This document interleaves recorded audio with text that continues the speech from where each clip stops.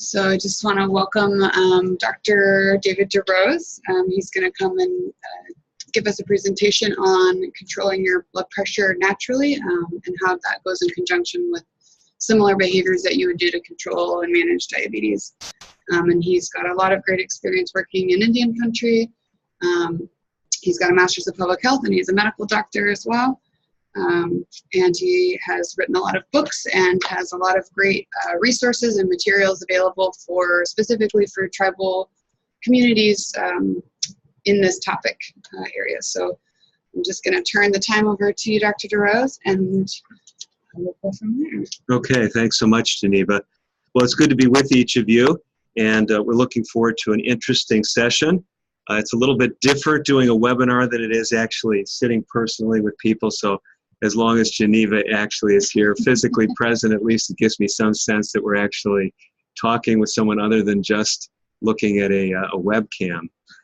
But as we begin the topic, it really is a fascinating time to be dealing with the topic of chronic disease prevention and treatment in Indian country and actually beyond, because there's a lot of interest currently in the whole area of high blood pressure.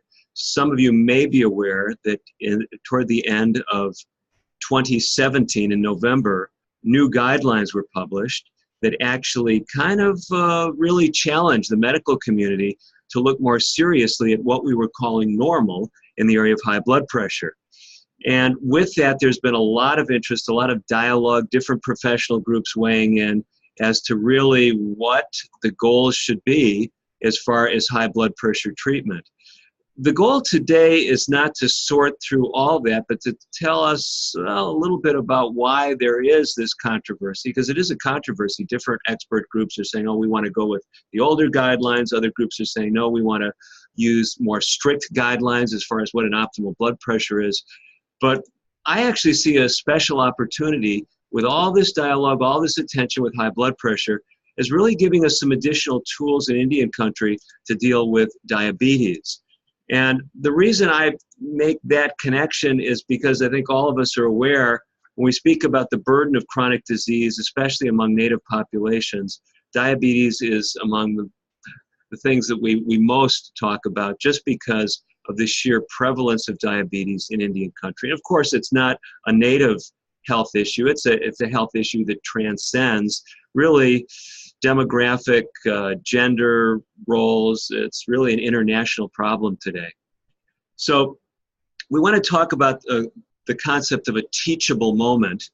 That's probably a familiar concept to a lot of us in public health, and at least in clinical medicine. And maybe I could illustrate it with a story. Fairly moving story for me. Years ago, also having been involved with tobacco cessation efforts with addictive tobacco, of course, in populations. Remember a story about a big conference, a major conference, and there was an actor who was the MC for this event. And he was up there introducing all these experts. They were speaking about how smoking, addictive smoking caused lung cancer, how it caused heart disease. And this guy was just, rolling with the tide. I mean, no problems at all. But then a dermatologist came up and he talked about how cigarette smoking, addictive smoking, actually aged the skin, how it caused the skin to wrinkle at a more rapid rate. And this actor was visibly shaken as he came back up to the podium and he said, I really think I'm going to have to look seriously at my smoking.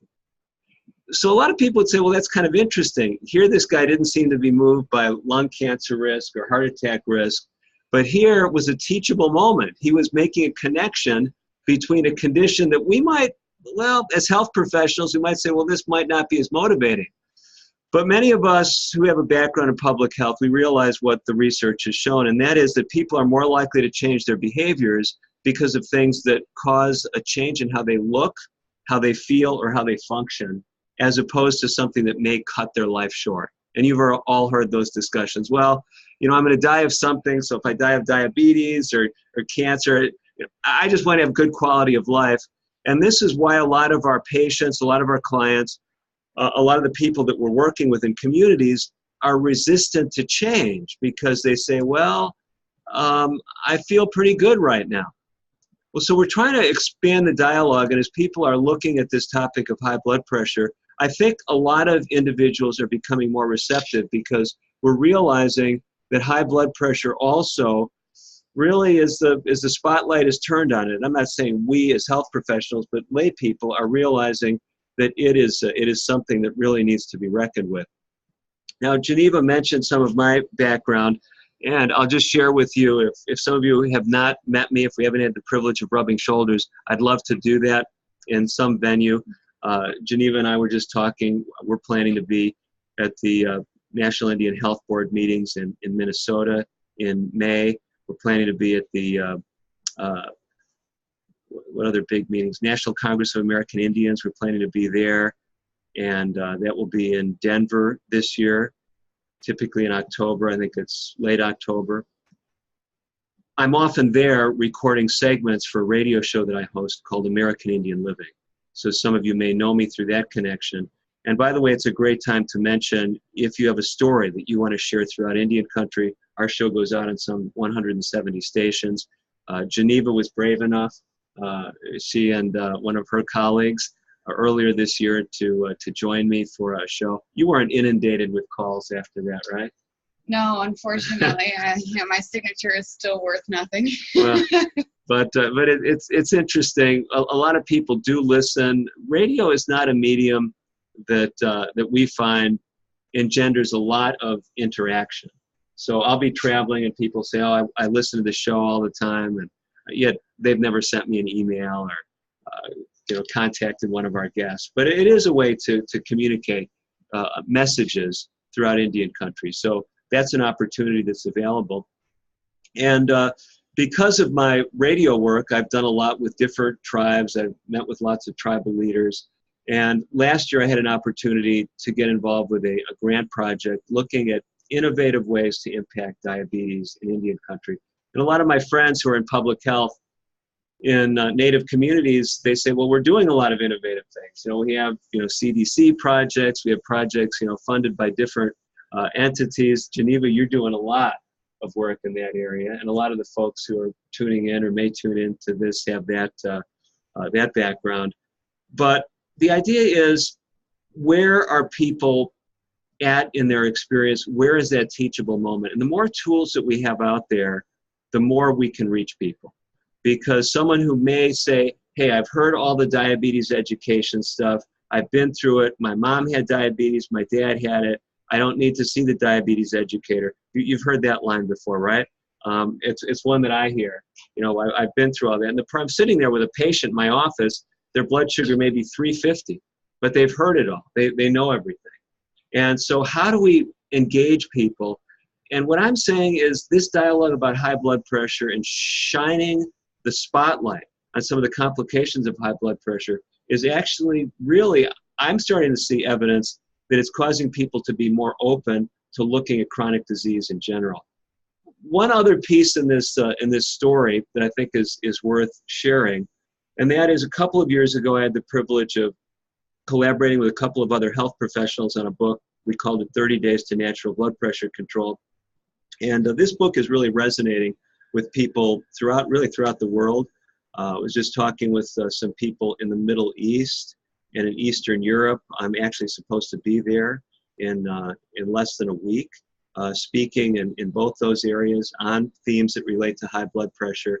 The book right now is, I think, ranking 5th in all blood pressure books on Amazon. So it's really generating a lot of interest. And because of that interest that's coming with it, and because of my work right now with diabetes in Indian country, we're saying, well, is there some synergism? Can we connect some of the dots and say, let's not just use this influence to talk about blood pressure, but let's realize when we talk about high blood pressure, we're talking also about lifestyles that impact diabetes and its complications. True story, I was actually with another tribal group just a few months ago, and one of their CHRs, one of their community health representatives, shared a story with me. And they told me about a patient of theirs who had just been diagnosed with not only chronic renal failure, but needed to go on dialysis. And the person was just shocked. They were saying, well, I don't have diabetes. How could I have kidney problems and have to go on dialysis? Well, what they had was uncontrolled high blood pressure. And you can be sure the people in that person's sphere of influence are saying, hey, it's not just diabetes that causes a lot of these complications that we're getting concerned about, but it's high blood pressure. They're really twin conditions. I think most of us realize that. If you really want to decrease the burden of suffering from diabetes, you have to talk about high blood pressure as well. And the beauty of it is the same kind of lifestyle choices that impact high blood pressure also impact diabetes. So that's really where we're at today. We're trying to say, what can we bring? What kind of resources can we bring that can help people on the front lines to deal with high blood pressure and diabetes? So let me tell you what we have out there that we're putting in people's hands, and then we'll talk about some of the really practical things that come out of these resources. So right now we have a program, and probably the best landing place is on our website, the Compass Health website. Geneva, can we actually take the screen and bring it to the website? Yeah. Can we do that here? Mm-hmm.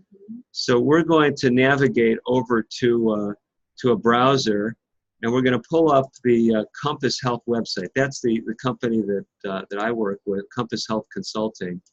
And our website is simply compasshealth.net. So we're going to go there to compasshealth.net.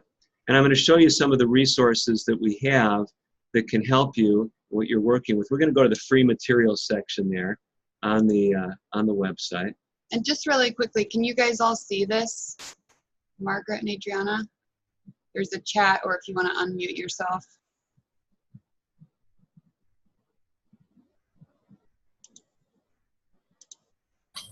Can you guys see that? Yes. Okay. And if you guys have any questions along the way, down at the bottom of your screen for the Zoom, there's a chat bar, and so you can type in some questions if you have any questions throughout the presentation. So what we're doing now is I want to show you some of these resources that because of this grant, we're actually able to give these resources to people working in Indian country free of charge. And we just wanted to kind of make you familiar with those, and we'll tell you a little bit about some of the content. Let's go first to the seminar resources and drawing. So you can see the title here. It's Make Your Home or Community Venue a Center for Natural Blood Pressure Control. And then you can see under that it says seminar resources are free for Native Americans, and then there's special pricing for people who are not Native. What it explains here is a set of resources that actually you can use as part of an 8-week program. It includes videos and also the book. So let me make it very simple. You could read through all this, but just to give you an overview of what's here.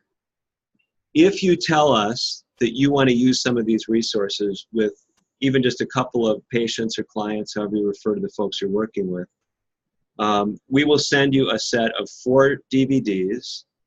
It's actually, the DVDs are all sets. They're all multiple presentations. And we'll also send you 2 copies of the book, 30 Days to Natural Blood Pressure Control. And the idea is that one of those books is for you, and another book is to share. And if you want more books, then if you're working with a number of people who are interested, we can get you those free. The DVDs are to loan out or to show in a group setting. And if you navigate back to that main free materials page, there's actually also a link in the content too. Yeah, it's up here too. So if you go back here, there's something called Seminar Guidelines. It tells you actually how to do a 8-week program and using these resources. And what I have, I was just actually visiting with another tribe last month, and there's some community members who said, we want to help the tribal health center here. We'd like to volunteer to be the facilitators to do this program. And so they're planning, they haven't started yet, they're planning to show different videos. If you look at this graphic that we have here, it shows you session number. It goes 1 through 8, and you can see each session there's a reading assignment, if you will. There's something in the book that corresponds to that presentation. And then there's some material that is shown on DVD. So it's anywhere from 30 to 60 minutes of DVD presentation once a week that you can get together in a community setting and show it. If you're a CHR, if you're a dietitian, if you're a physician, a health educator, whatever your role is, you can lend these out. And you can say, here, this, watch this video this week, bring it back, and then we'll, give you the next week's video. So it can be done that way. The interesting thing we've paired with this is we've paired some giveaways, and we're giving away $500 gift cards to people that actually share their experience. There's a form on this page. People can actually share that form, just fill it out, and they put in a drawing for these gift cards. And there's more details about that. They have to do this before mid-October. So as I've been talking with people in Indian country about these resources, some of them are very excited, and others have told me, it's a great book, but I have a lot of patients who don't like to read. Geneva, I was just looking at an interesting statistic. I just heard this today. 14% of the American population, this isn't demographically stratified, but 14% of the American population is functionally illiterate. And by functionally illiterate, they're saying they don't function at greater than a 4th grade reading level. So what's happening is we generate a lot of these written materials, and a lot of people just don't use it. And I know I've seen this across demographic lines, but I know it's true in Indian country. Some of you, if you know about American Indian Living Radio that I host, we have a sister magazine called American Indian Living Magazine. Some people are very excited. They love the magazine. They read it. But a lot of people, they're just not going to read something. So because of that feedback, we've got another new resource, a new resource that we've just launched. And that is actually a 30-day lifestyle program. And you see it mentioned right here. It says, it's the 3rd bullet point under the free materials on the Compass Health website. It says, join Dr. DeRose for his free online program, 30 Days to Natural Diabetes and High Blood Pressure Control. So what we've just rolled out just in the last week or so is a series of 30 5-minute videos. They're actually not all up online, but they will, if you were to start today doing this program, they will all be up. So we produced all the videos. They just haven't, all the post-production and uploading hasn't been done. I think the first week or 2 is up right now. So you can start every day, you can watch a video. So I thought it might be nice actually to do that, to just show you, give you a feel. I don't know that we'll show you a whole 5-minute video, but if you click on that link, it actually redirects you to the home page for the program. So free online program, 30 Days to Natural Diabetes and High Blood Pressure Control. And basically, I give a short introductory message. That's what this is here. So if you're to click on that, it's actually taking you to the actual YouTube page.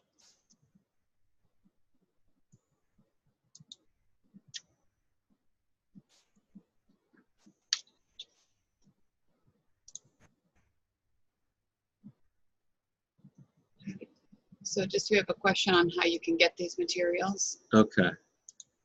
Okay, so yeah, let's talk about how you get the materials. So, okay. So I don't know if that's our connection here or something on the website. So we'll look at that. But we actually, let's just go right to YouTube. Okay. Yeah, so it looks like that might work a little better for us.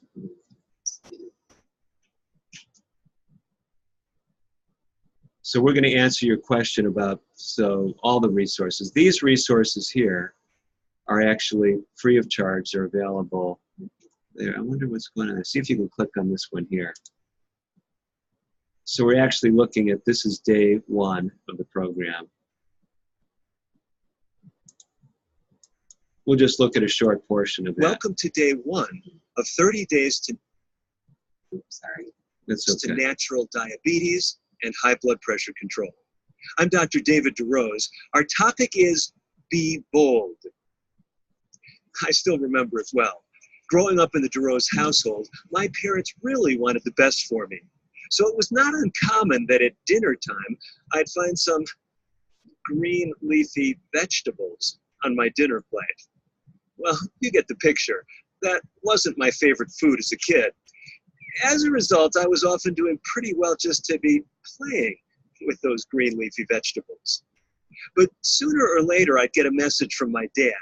It went something like this: David, eat those greens. They're good for you. I didn't realize it at the time, but a connection was developing in my brain. Tastes bad, good for me. If that illustration sounds familiar, it's one that I shared in my pop. So basically, we have a mix of, some stories and illustrations in about, roughly 5 or 6 minutes each day. So this initial presentation, so they're all available free online, is encouraging people to be bold, to be willing to make lifestyle changes, not to be afraid of trying new foods, not to be afraid of doing something new with a group. So that's kind of the initial message. Then we covered different things on diet. One of the topics that we cover early, I guess you can actually, you can see some of them by the side. One of them is on beans. We have basically a 5-minute presentation on, this food that's been valued throughout Indian country for centuries, and how valuable beans are for stabilizing blood sugar, how they can help with blood pressure, how they can even help curb appetite. So we talk about some of the science behind that. So for those resources, that's easy. You just go on, you can refer your patients or whatever to those. If you're interested in the video resources, let's come back over here.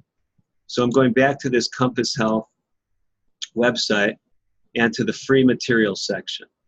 So basically, the partial answer to your question is to get any of the resources, kind of the starting point is to go to compasshealth.net and then go to free materials.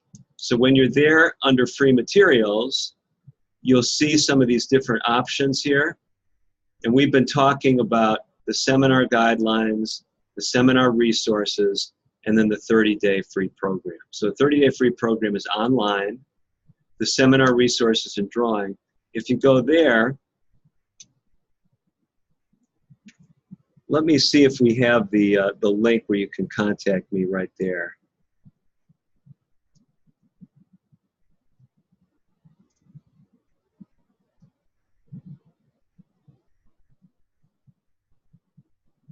Okay, yeah, what we've got here, we have the phone number here where you can order things by phone.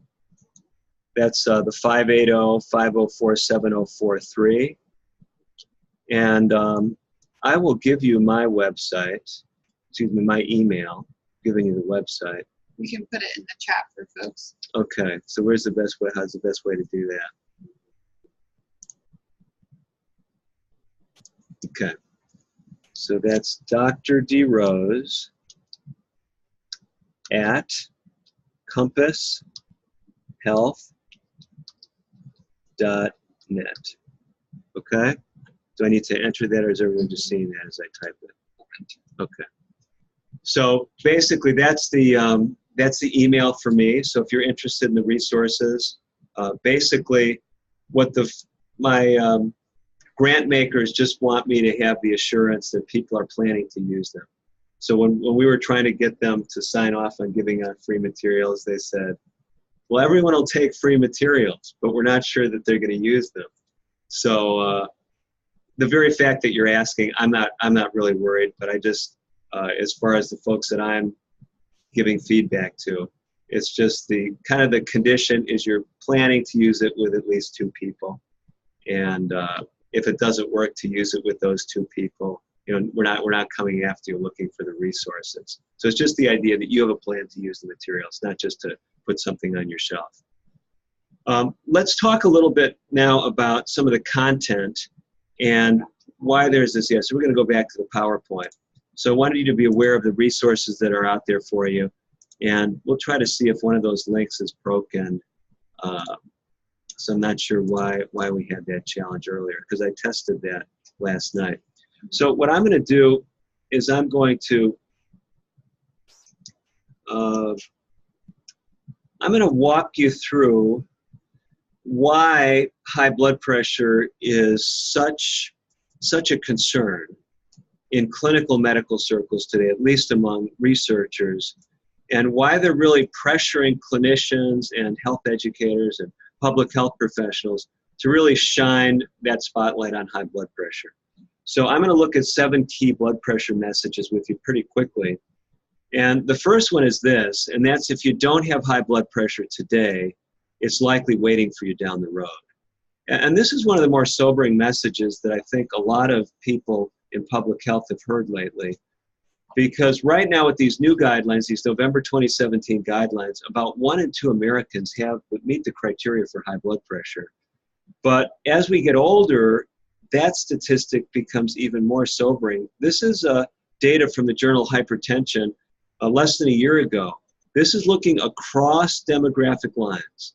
And what you see here, by the time we get into our 60s, it's like 3/4 of Americans actually have high blood pressure using the current guidelines. And that's really quite startling, even if you use the older guidelines.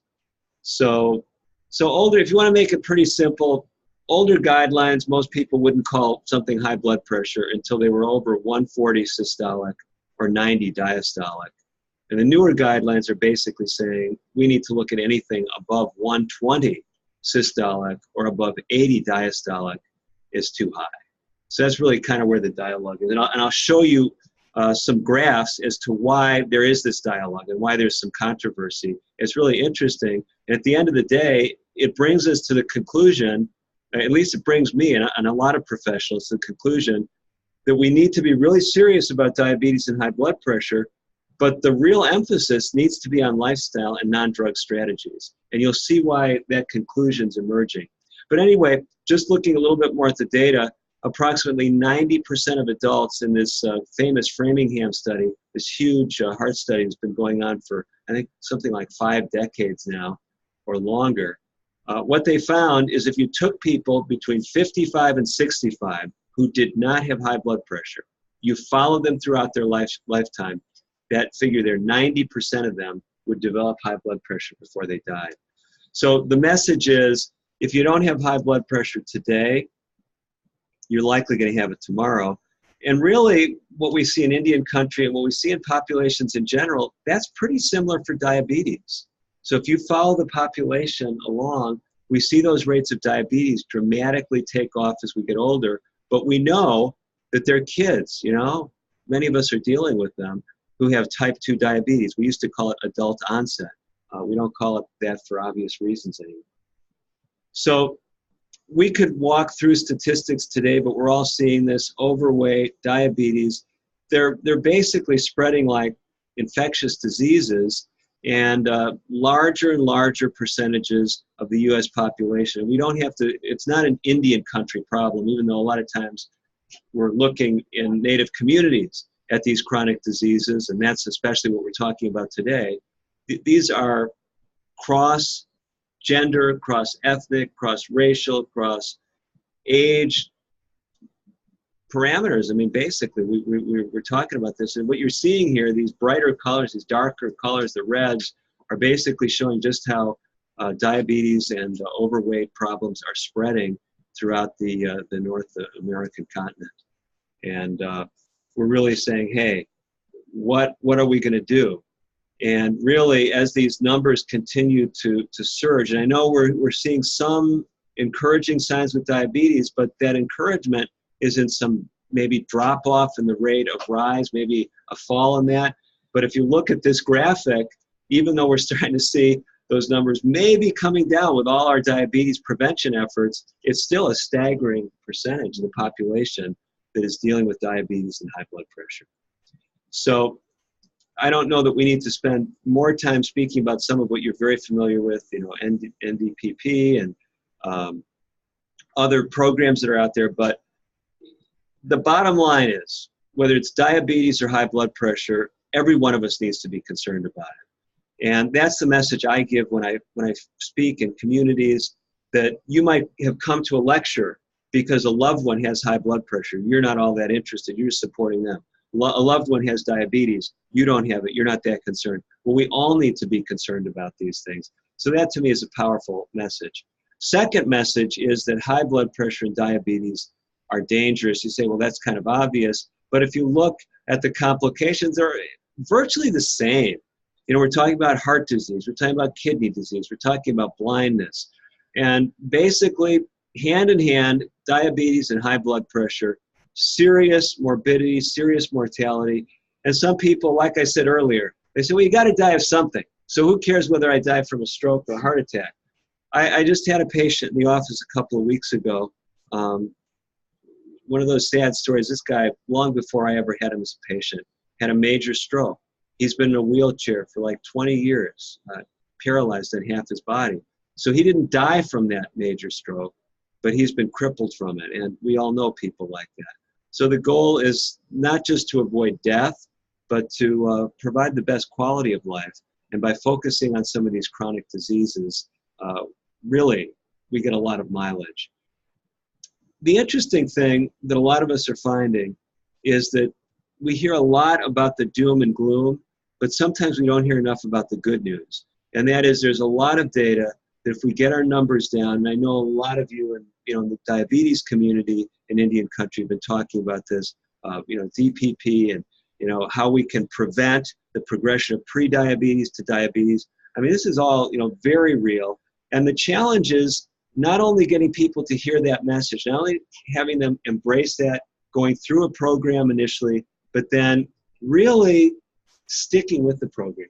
So recidivism is a huge concern. People not sticking with healthy lifestyles. And that's why the more we do in communities that gives these consistent messages, they're hearing the same thing about heart disease prevention as they are about high blood pressure control, as they are hearing about diabetes. And they're just repeated opportunities to reinforce these messages. So I don't want to spend too much time talking about the power of treatment. I think we're all aware of that. We're not going to spend a lot of time with the guidelines, but let me try to make this practical. To some extent, any elevation above your physiologically lowest attainable blood pressure, we could say, or blood sugar.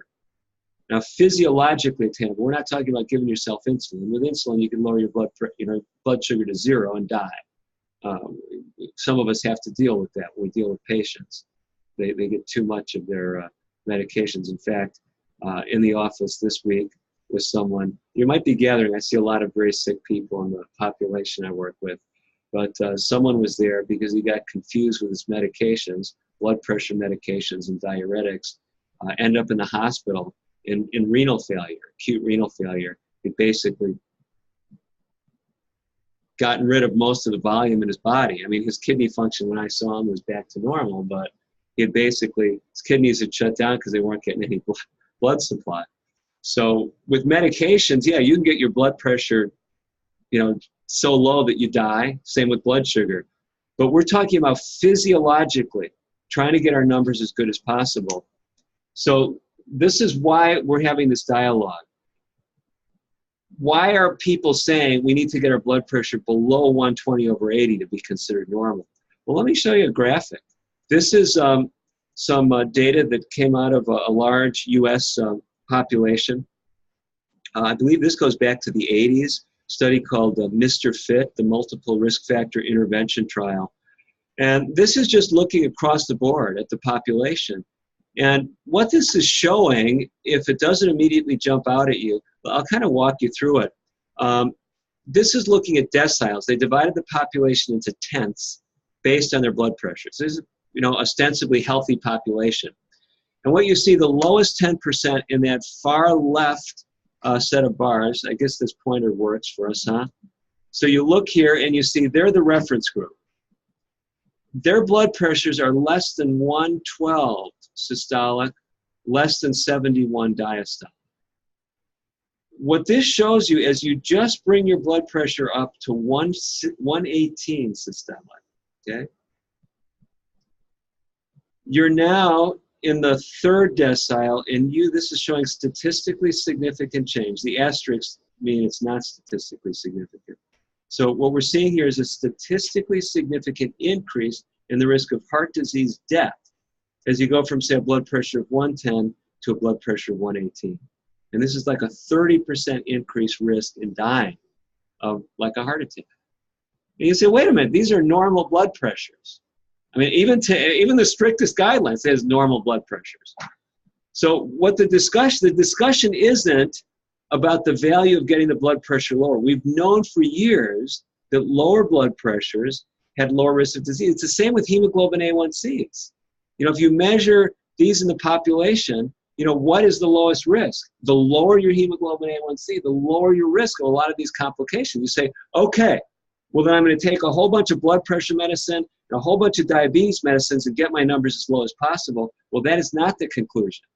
Because once you add medications, it changes the equation. I could show you something similar for diabetes, but this is a graphic that we have in our book, 30 Days to Natural Blood Pressure Control. It's actually a graphic that was used by the expert group when they set kind of the last round of guidelines.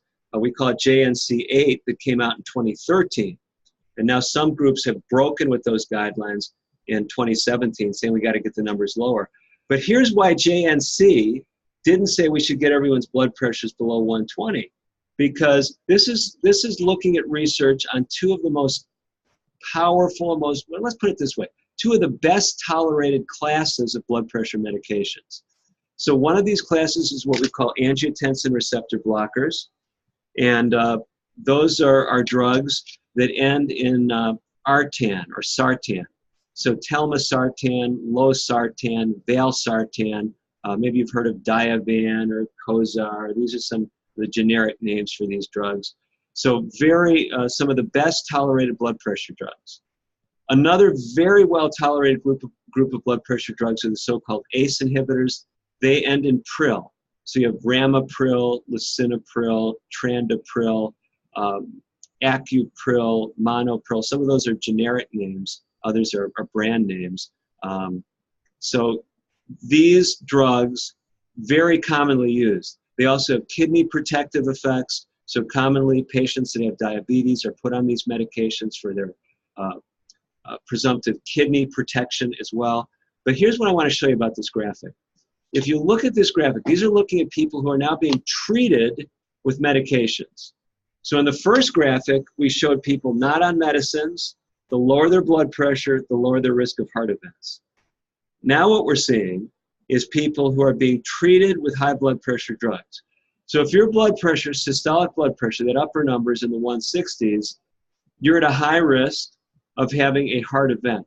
This is looking at a composite list of different heart events, heart attacks, strokes, things like that.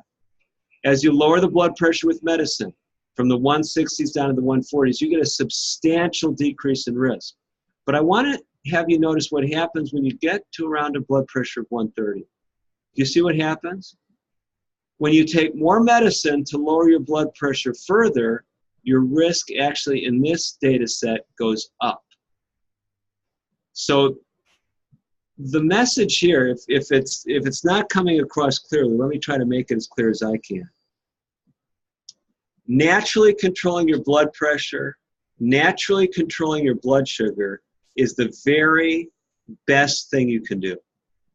Once you add medications to the equation, although they're powerful, they can decrease risk, they can be life-saving, you actually cannot lower your blood sugars and your blood pressures as much with drugs and continue to get benefits as you can with lifestyle. And so this is the big controversy today. The big controversy is we've got these different groups. They look at the data, they say we need to get blood sugars lower, we need to get blood pressures lower, but then they look at the side effects of drugs. And this is where there's the big challenge. So the goal of the presentations that I'm doing throughout Indian country and throughout other populations and internationally, we're not telling people just take more drugs, get your numbers lower. What we're saying is there are powerful things you can do to lower your numbers, your blood sugar numbers and your blood pressure numbers, and they're relatively simple things that don't cost you anything. So that's why we're trying to put a bunch of free materials into people's hands. And what we've done is we've come up with a mnemonic, a memory device. I know I'm skipping through some of these other slides. Some of you might find that distressing, but these slides here are telling you a little window on why people often don't take medications for blood pressure and diabetes. It's because they're feeling fine, even though their blood pressure and their blood sugar is high, and then you give them these drugs and they start feeling bad. I think we've all dealt with that scenario. And people say, well, I stopped taking the medicine because I was just feeling bad. I couldn't function. Well, natural strategies don't have those drawbacks if they're used judiciously. And so the strategy that we're looking at is we use a mnemonic. We call it no pressure. And no pressure actually is a framework for naturally controlling blood pressure. These same 10 elements are powerful when it comes to dealing with blood sugar. So the programs that we have out there, whether it's the 5-minute videos over 30 days, or whether it's the book, whether it's the DVDs that go along with the book, they use this no pressure mnemonic. And let me just kind of show you what that is. The first one is nutrition. And if I were to just give you a quick overview of nutrition, the most powerful foods are the foods that really were the staples in Indian country historically. So most tribes, I think if you've read much about anthropology, if you've listened to your own tribal traditions in your communities, you've heard most tribes, and again, we can't generalize it, with hundreds of tribes, but most of them had a significant component of plant foods in their diet. Now you can find some coastal tribes that maybe are Alaskan natives that didn't have a lot of plant food options and were using more fish and seafood and things, wild game in different parts of the country. But really, even tribes that, even today, if you talk with them, they talk about how wild game is an important part of their diet. It's very interesting. There was some really good work done by a Cherokee researcher some years ago in a book called Diabetes as a Disease of Civilization. And they actually really looked, in most tribes, very largely plant-based. So the message here is using more plant foods, using more beans, using more whole grains, using more green leafy vegetables. These are the foods that give you the most bang for the buck as far as controlling blood sugar and controlling blood pressure. And if you are going to use animal products, wild game is really superior because of lower fat content and other things. So really it connects people with kind of their tribal traditions as far as eating. Optimal choice of beverages. What do you think the best beverage is? Is that a pretty obvious question? It really is water. And that's the best beverage as far as diabetes and blood pressure. Caffeine has blood sugar and blood pressure raising effects, as well as being associated with the single worst source of sugar, added sugar in the American diet. So the current research shows that about 50%, as much as 50% in that ballpark of added sugar is coming from sugar-sweetened beverages.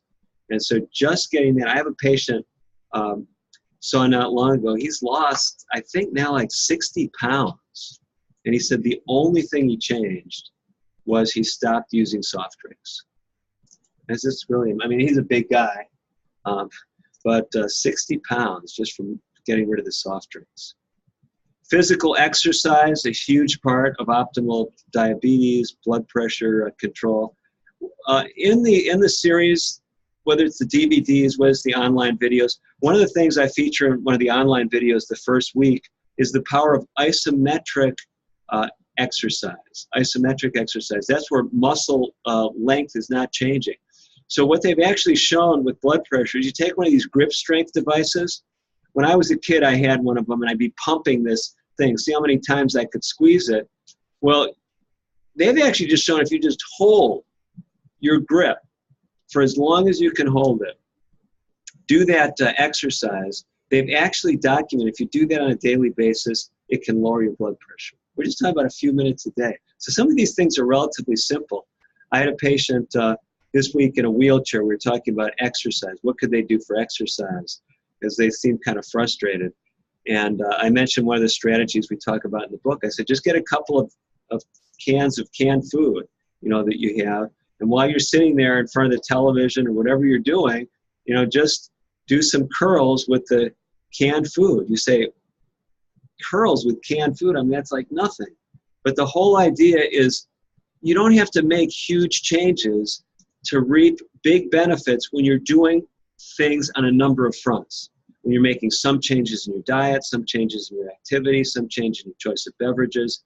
Environment, one of my favorite topics on environment actually has to do with noise. And there's some very interesting research on noise and how it impacts the stress hormones. And stress hormones are linked to both rise in blood sugar and blood pressure. If you're in a noisy environment, if you sleep in a room that's near a busy street, by actual research, your blood pressure will be higher than if you slept in a more quiet surrounding. And so some people, they hear that and they say, okay, I'm moving back to the res. You know, I've met people like that. They said, going back to, quite more quiet environment. Some of you come from reservations that aren't all that quiet. You know, you have tribal lands that are, in more urban environments, and you say, well, we have tribal land, but it's, we're just surrounded by busy streets and busy roads. But here's the thing. What's really encouraging is in the research is even if you can't move, even if you can't get a different apartment or a different home, if you sleep on the opposite side of the main traffic, your blood pressure will be better.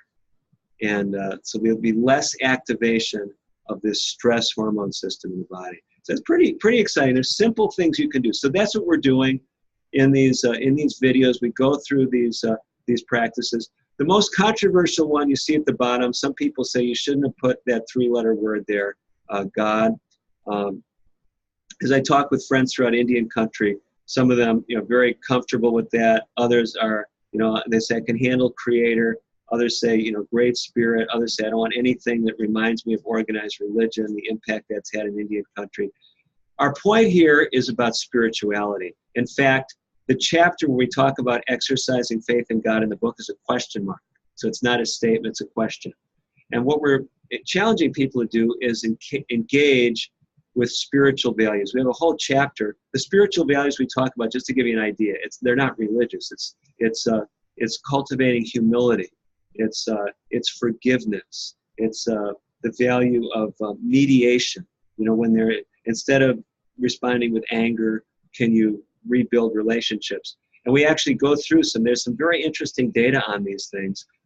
One of them, a group that I've done some work with in Florida, one of their researchers actually has done a forgiveness intervention. He actually runs a community program on forgiveness. And what they've actually documented is people that have issues with anger, if they go through a forgiveness training program, they actually helps them with their anger and it lowers their blood pressure. So, I mean, some of this stuff you might say, well, I mean, it's kind of obvious that these things are related, but when you connect all these dots, we have community groups using these materials. I just had one, actually not all that far from where Geneva and I are filming this, and they were just telling me they've had community members that went through their program, dropped their blood pressure in 8 weeks, 20, 30 points or more. A group from Canada using the program sent me some, similar figures. So they're relatively small changes. They sound relatively small, but when you do a whole list, 10 different areas, when you work with all 10 of these areas, it can be very powerful. So we wanted to kind of keep things to a somewhat bite-sized presentation, kind of give you an overview of what's out there, why I'm excited about the topic, let you know that we have resources, and we also personally want to help you. If you didn't catch what I mentioned earlier, I'm going to be overseas for the next, better part of the next month. So I can't do too much here stateside, but in May we're back. We're doing things, in various tribal communities. If there's something I can do to help you in your own venue, if it's just getting you the resources, great. If you think doing a presentation for you would be helpful, because we have funding, you don't have to be worried about covering my time or my expenses. So it's a nice arrangement we have this year to kind of help out in this way. Well, thank you so much, Dr. DeRose. I just want to maybe put it out to the audience. And do you guys have any questions at the moment? And then if not, there's a little poll that I was going to send out to everybody.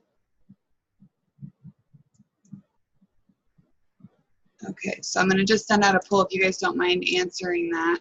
It's like a kind of an evaluation of the presentation. And then we'll be recording this and putting this on online so it's accessible. And if you need to contact Dr. DeRose, you have his email in the chat. You can also always reach out to me and I can put you in contact with him. So thank you so much. Thank you.